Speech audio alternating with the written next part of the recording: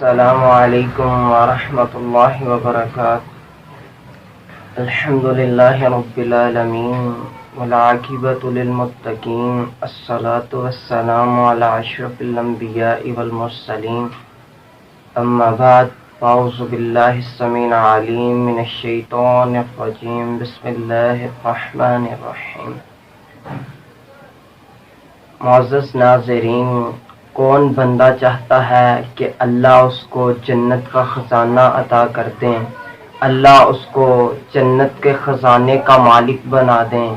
دنیا کے مال کے لیے، دنیا کے پیسے کے لیے ہم دن رات محنت کرتے ہیں، مشقتیں جھیلتے ہیں، دن رات اپنا ٹائم نکالتے ہیں، اپنی صلاحیتیں خرچ کرتے ہیں تاکہ دنیا کا مال ہمیں مل جائے، وہ بھی مل جائے، اس کو بھی حاصل کر لوں، دنیا کی اس چیز کو بھی حاصل کر لوں، دنیا کی یہ چیز بھی مل جائے۔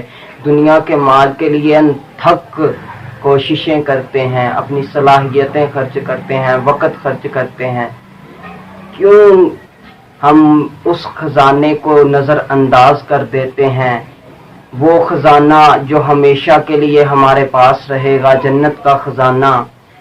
نبی رحمت صلی اللہ علیہ وسلم کے محبوب صحابی حضرت ابو موسیٰ رضی اللہ تعالی عنہ کہتے ہیں، رسول اکرم صلی اللہ علیہ وسلم نے مجھے فرمایا، اے ابو موسیٰ، یہاں پھر یہ کہا اے ابو موسیٰ، یہاں کہا اے عبداللہ بن قیس، کیا میں تمہیں جنت کے خزانے میں سے خزانہ نہ بتاؤں؟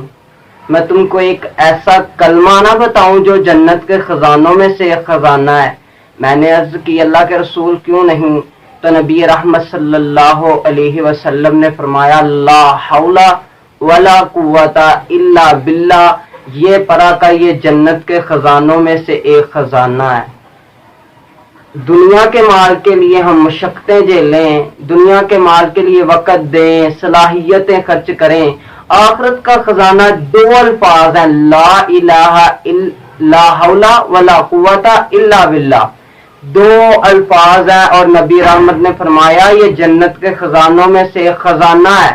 کیوں نہ آج اس خزانے کے لیے کوشش کر لیں، اس خزانے کو حاصل کرنے کے لیے محنت کر لیں تاکہ کل قیامت والے دن ہم بھی اس خزانے کو حاصل کر سکیں۔ اللہ مجھے اور آپ کو اس جنت کے خزانے کو حاصل کرنے کی توفیق عطا فرمائے۔ فما توفیقی اللہ۔